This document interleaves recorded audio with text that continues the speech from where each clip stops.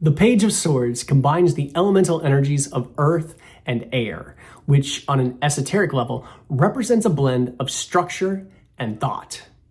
Hello, I'm Michael J. Auger, creator of the Allcento Tarot. Our journey continues with the final 4 chord cards known as the pages, or also sometimes referred to as knaves or valets. This is considered a position of honor and education and is given to a youth who attends to a person of higher rank. This is the lowest rank of the 4 court cards and corresponds to the jacks of traditional playing cards. The lowest of the 4 ranks also corresponds to the lowest of the 4 elemental energies, which is earth. When we combine the rank of page with the suit of swords, most commonly linked to the element of air, this combination of earth and air creates an archetype that attempts to merge the order and structure of the material to the abstract and sprightly energies of thought. Here are 2 examples of this card created for the Visconti-Sforza family. The version on the left is from the Madrone Tarot, also known as the Carrie Yield deck, featuring a female page holding a large sword in her right hand, pointed upwards. She wears a dress decorated with green leaves and stands on a foreground of green grass. The Madrone Tarot also originally included a male page of swords in addition to the female, but sadly this was lost to time. However, pictured on the right is a male page of swords from the Bergamo Tarot, also known as the Pierpoint Morgan deck. This page wears a hat of peacock feathers and a suit of armor. His right hand rests on a large sword pointing downwards, almost like a walking stick or a cane. Blue hills can be seen in the background, but the foreground he stands on is depicted as earthy green grass. The Page of Swords from the Marseille style tradition is fancifully dressed with a cape and a wide-brimmed hat. An unsheathed sword is held up in their left hand, but they don't seem ready to use it. Their right hand grips the sword sheath, and their feet are positioned in opposite directions, which suggests hesitation and uncertainty.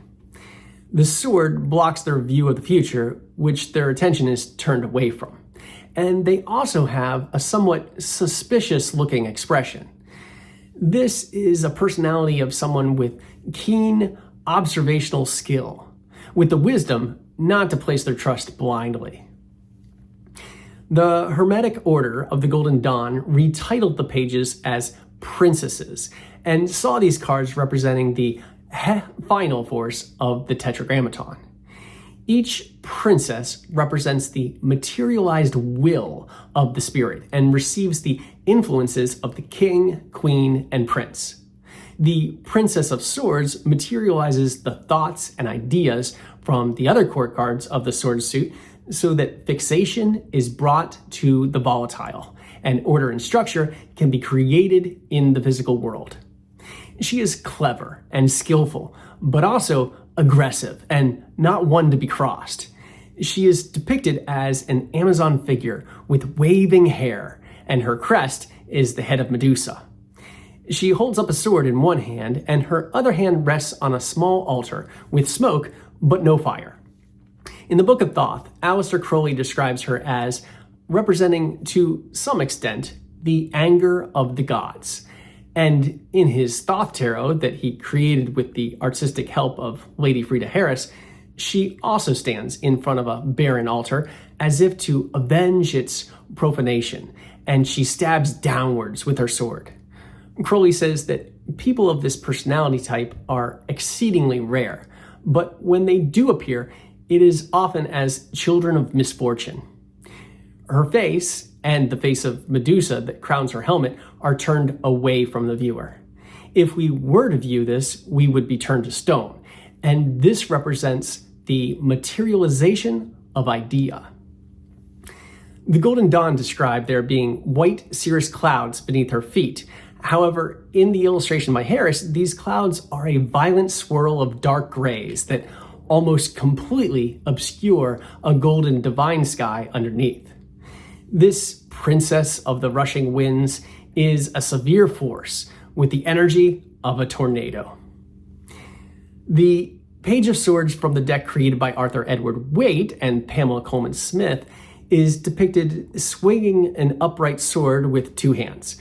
There is a flock of birds, windswept trees, and a sky filled with billowing clouds in the background. All of these correspond to the element of air. The page stands on a rugged mound of earth in a pose that looks as though they have just turned abruptly from walking right to face back to the left, to vigilantly defend themselves. Yet this is done gracefully to suggest an archetype that is relaxed and skillful, even in a crisis. Waite describes this page as alert and on guard, looking this way and that, and gives a divinatory meaning of examination and even secret service or spying. I personally view this card as having the personality of a detective. And in the Allcento tarot that I created, this page is dressed accordingly and holds a magnifying glass that she uses to inspect her surroundings. A spyglass can also be used to direct light to start fires. However, similar to the Thoth tarot and other decks that follow the Golden Dawn tradition, her altar is depicted with smoke but no fire. She embraces challenges and is not afraid to get her hands dirty. This is a personality that is forceful, outgoing, and a fighter of battles, both in their environment and within their own mind. She imagines and boldly follows her own path, and although she is unafraid to be spontaneous and take risks, thanks to her logical intellect, she remains grounded. However, when this card is reversed, it warns not to jump to conclusions. We must slow down so that we won't miss the signs that are in front of us. There are white clouds both above and beneath her as she stands at the top of a mountain cliff with a bird's eye view of the world. She has the sharpest of minds, and nothing escapes her cunning observation. Our journey will continue soon with the Page of Cups. In the meantime, you're always welcome to visit my website, where you can schedule tarot readings and creative consultations, as well as browse and collect my offbeat artwork. And please be sure to give this episode a thumbs up and leave a comment to share your support. I truly appreciate it. And as always, brightest blessings on your spiritual journey.